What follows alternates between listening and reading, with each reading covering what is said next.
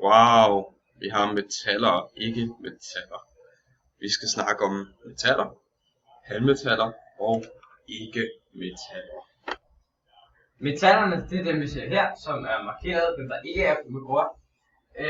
Metallerne har en række karakteristiske egenskaber. For eksempel så er de ikke mulige at se igennem, bortset fra kviksølv, og så er det faste stoffer. De har metalglans, en høj elektrisk ledningsevne, hvilket vil sige, at de kan bruges til at lede strøm. I ren form er de temmelig bløde. De har en større eller mindre tendens til at kunne formes i kold tilstand uden at gå i stykker. Alle disse egenskaber tilskrives den måde metalatomerne bindes sammen på.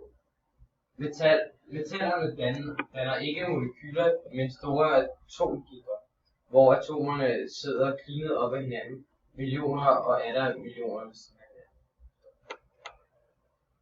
Det her er et billede af spændingsrækken, som viser, hvad der er bedst ledende af elektricitet og hvad der er værst. Længst mod højre kan vi se, at der er guld, som har plus 1,7 volt, som betyder, at den er en af de bedste, eller er den bedste til at lede strøm.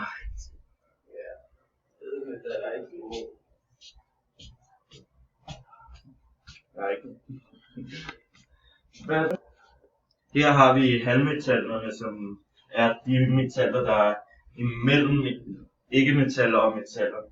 De har nogle af de samme egenskaber, som metaller har med de elektriske og varmeledende, men med også at have metalglans. Men de er også sprøde, som betyder, at de ikke kan blive slået på med en hammer, fordi det så går i stykker og ikke kan smeltes om. I den kemiske henseende indtager de en mellemposition, som betyder, at de både giver og tager imod elektroner, som så kan danne en positiv og en negativ ledende ioner. Deres specielle elektriske egenskab har ført til en stor anvendelse i den elektroniske industri.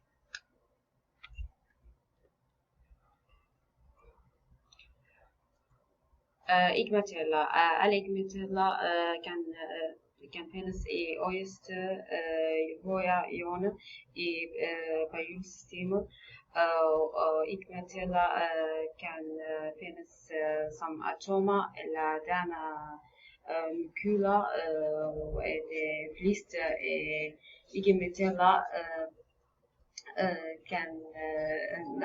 det danner molekyler som med 2 atomer,